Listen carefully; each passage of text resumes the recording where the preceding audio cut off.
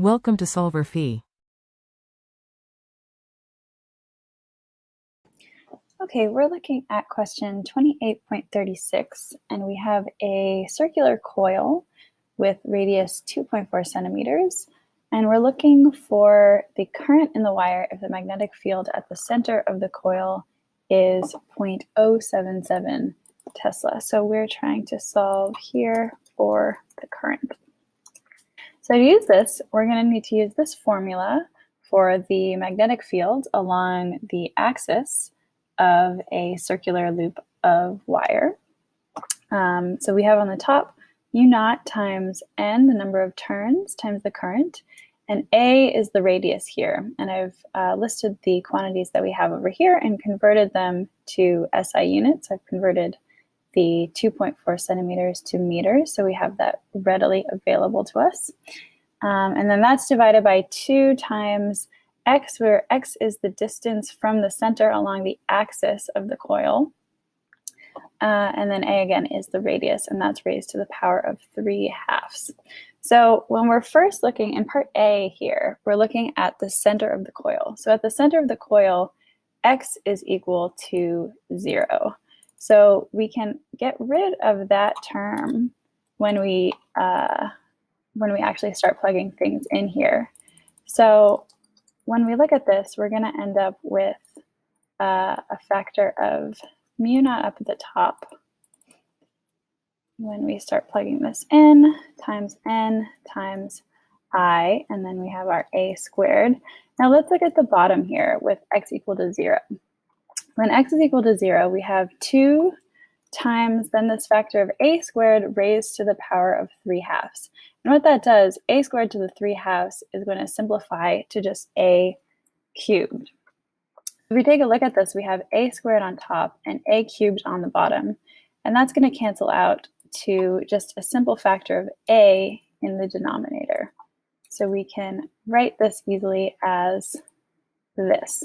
And this, I'm going to just label this BC because this indicates the magnetic field at the center of the center of this coil. So technically what we're given here is BC, the magnetic field at the center. So now all we have to do is rearrange this to solve for I, because I is what we want. So we're going to end up with 2 times A times BC here when we multiply both sides by BC. That's going to be equal to our mu naught times n times I. And then to solve for I, we're going to just divide both sides by this factor mu naught times n. So we get over here mu naught times n, and this is our I. I'll just write this on the other side. So this is what we want to solve for. Now we just have to plug in A is 0.024, BC 0.077, our factor of mu naught, and n is 800. So when we plug that all in, we get I is equal to 3.68 amperes. So that's the answer to part A. Now for part B, we're asked at what distance x from the center of the coil on the axis of the coil, so this is our x here that's coming in, when is the magnetic field half its value at the center? So, all right, now I'm going to pull this over here. This we figured out from part A. So we want to figure out, basically we're looking for some distance, some magnetic field Bx, where it's BC, the magnetic field at the center, divided by 2. This is what we're trying to solve for. And our Bx is going to be this big expression here. So this is really our generalized Bx, because this is at some distance x along the axis. So we have this big equation up here. Looks pretty complicated, but then take a look at BC.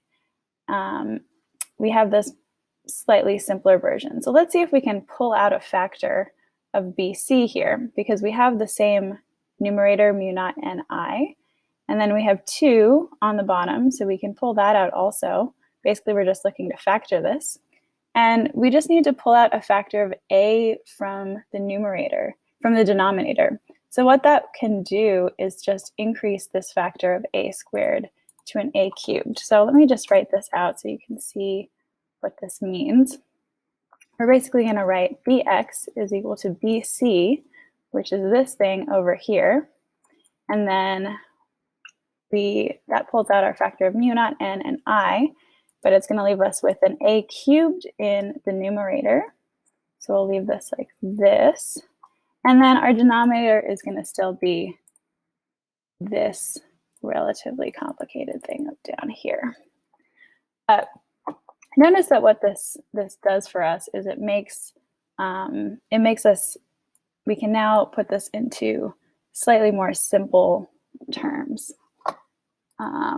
So looking at these two equations, this is what we want to solve. Essentially what this tells us is that this whole term, this part over here, needs to be equal to 1/2. So when we plug this in like this, we get that this term has to equal to 1/2. And if you kind of stare at these equations, see that this bx here, bc here, this divided by 2, this tells us that this whole term needs to be the equivalent of dividing by 2. So this needs to be equal to 1/2. So that's how we get this here. Now, we want to simplify this out a bit, obviously, because what we're trying to do here is solve for x. And we can simplify this by,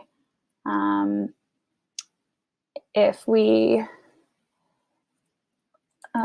can write out this in terms of x squared plus a squared. We're multiplying both sides by the denominator here to the 3/2. And that's going to be equal to